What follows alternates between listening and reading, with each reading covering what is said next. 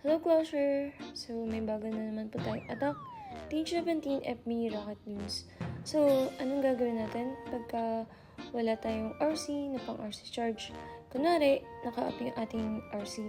So, anong pwedeng alternative na pwede natin gamitin? So, ito po, naisip ko itong Warden Rocket News. Tapos, ginamitan natin ng balloons and then healer. At may mga furnace sa magkabilang gilid pang support kay Warden. So, ang target ko dito ay yung furnace dito sa mid part ng base. Unfortunately, naglapag na rin pala ako ng mga skeleton dito sa single inferno tower. Yung rocket lens natin, pang support yan sa ating mga hero, kay Warden especially, para hindi siya mamatay.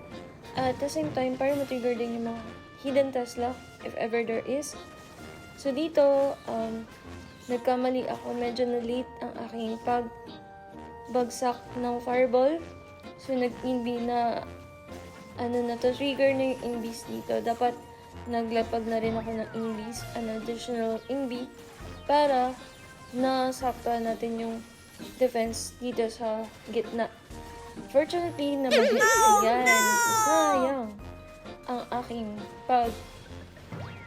Warden Fireball. Pero, gagawin pa rin natin ng paraan in case na nasayang o natapon ang fireball mo. Kung kakayanin pa rin natin i-star to, so tinuloy ko pa rin. So dito, na ako sa 6 o'clock side na Warden Walk. And sa 12 o'clock side, bali pa 6 o'clock side si Warden.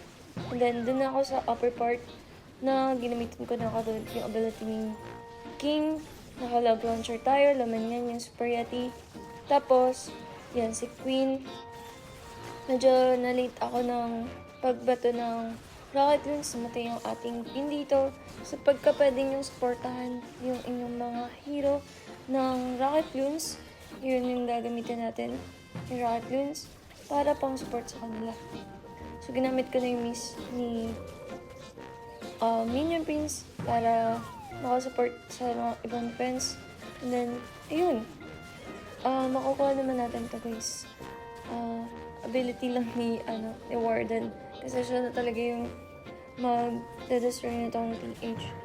So, yun po ang aking pag-atake. So, gagamitin naman natin sa ibang TH base layout na sana ay tama na tayo ng fireball. Pero, 'di ba, kahit na mali, nagawan pa rin ng paraan